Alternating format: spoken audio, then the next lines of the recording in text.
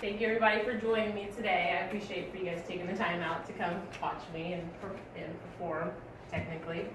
So imagine just being able to save tons of money with making your own cakes and decorating the cakes by yourself.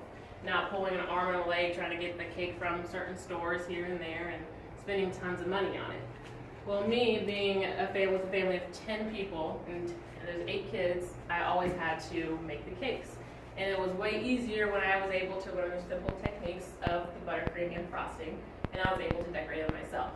With knowing the simple techniques of buttercream and fondant cakes, you can get abundant of different ideas, and with all the different family members, it's easy to kind of mix it up a bit.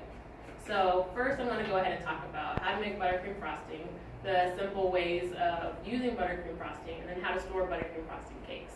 Then I'm going to go on to talk about fondant, how to use fondant, the correct way to make fondant, and how to store fondant cakes. And so right now we're going to go ahead and begin with what I believe is the simplest cake is buttercream, and it's the tastiest to most people. So buttercream frosting is the first go-to thing for every cake decorator. They like the way it looks, they like the way it tastes, and it's easier to work with. And with buttercream frosting in 2016, a blog site, Food 52, had a recipe on here, which is one of the most simple and kind of well-known recipes for buttercream frosting. They use a cup of unsalted butter at room temperature, 4 cups of sifted confectioner's sugar, 1/2 teaspoons of vanilla extract, and a 1/4 cup of heavy cream or milk at room temperature as well. Now, me personally, I use these same items, but I use just a little bit more and a little bit more items as well. With me, I use 1/2 cups of butter at room temperature, 1/2 cups of shortening, roughly 6 cups of confectioner's sugar sifted, and then for the vanilla extract and the heavy cream, I kind of eyeball it, but roughly I use 2 teaspoons of vanilla extract and 2 tablespoons of the heavy cream. Now, once a cake is frosted, there are certain things that need to be done before you can actually start decorating your cake. One thing is being, for Craftsy in 2013, they stated that the best thing to do is refrigerate a cake.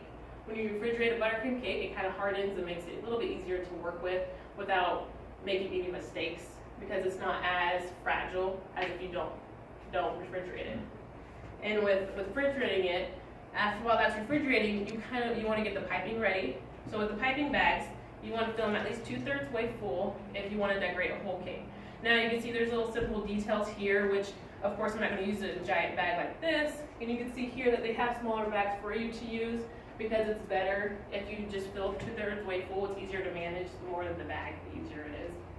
And then once that is, you want to twist the ends of the bag, which pushes down the frosting and gets rid of most air bubbles. If there are air bubbles in here, it causes it kind of to spit out when you start decorating, which causes a huge mess. And then once you do, you want to put it in your dominant hand, and then you can just go ahead and start frosting.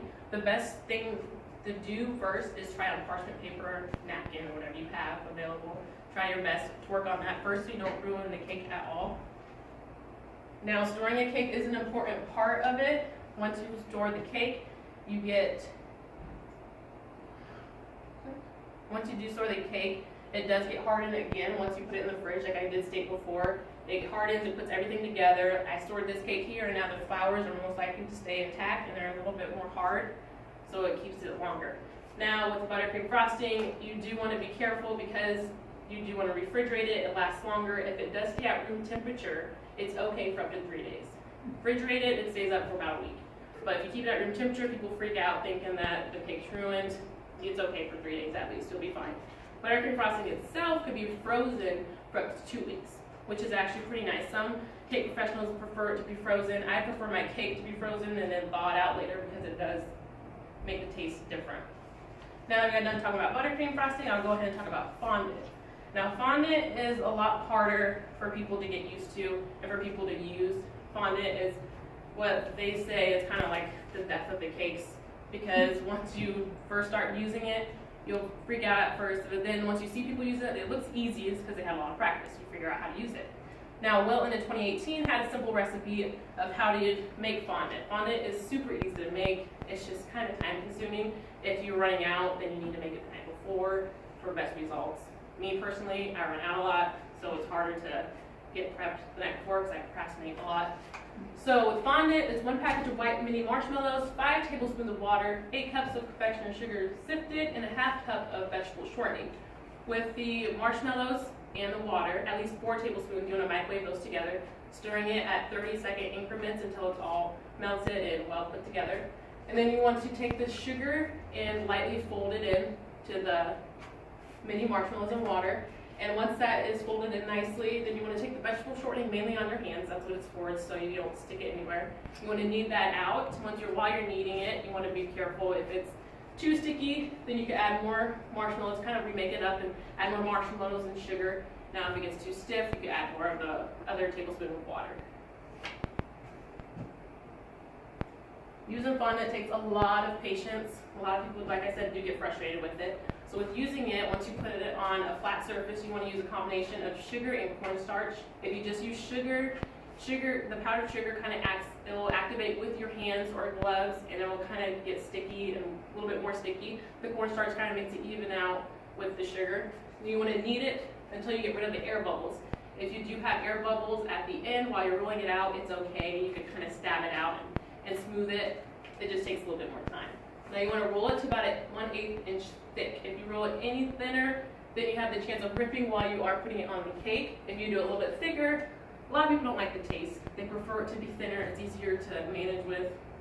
And then you want to lay it on a lightly frosted cake. As you can see, it does have buttercream frosting, but you can still see a little bit of the cake poke through. That's because they use it to combine the fondant with the cake. It kind of acts like it's glue.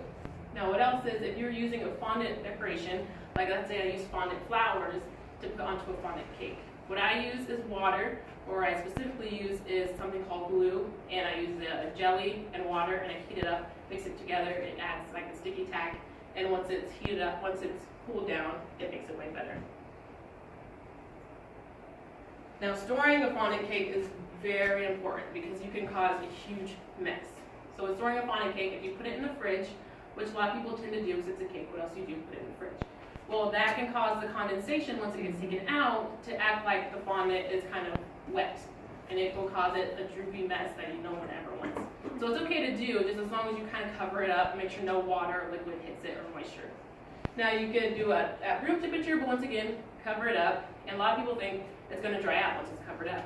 No, it's not going to dry out room temperature because the fondant acts like a barrier. The fondant, it'll keep the moisture into the cake for a certain amount of days. It actually is pretty moist and it's super cold inside too because, like I said, the fondant is a huge barrier. It's a sugar barrier that keeps the cake to be okay. Now fondant itself, if you tightly wrap it, it can be set aside for about a month. You keep it at room temperature, store it away, it's okay, out of sight, out of mind. So as long as it's tightly wrapped, it'll be okay. So now we talked about buttercream, how to use it, how to work with it, and the simple facts about it. And we also talked about fondant, the materials needed to make it, and how to work with it as well. And I hope it makes it a little bit easier the next time you're doing a cake.